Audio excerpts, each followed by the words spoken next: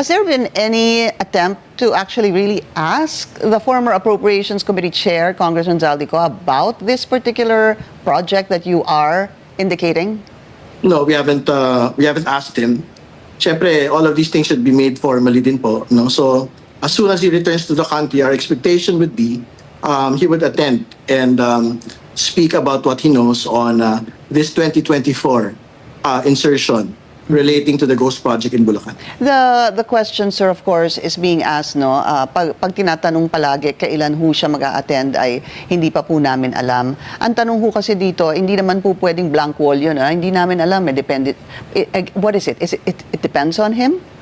Kung kailan ho siya babalik. I mean, isn't it important for you as chairman of the Infra Committee to actually have a definite answer on when Congressman Zaldico will come back to the Philippines, sir?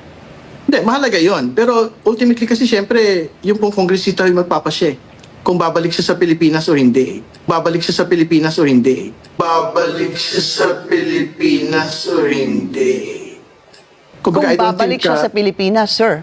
So meron pong posibilidad na baka hindi? Meron pong posibilidad na baka hindi? Kung kailan siya babalik sa Pilipinas. Kung kailan? No? Okay. Babalik siya sa Pilipinas o hindi.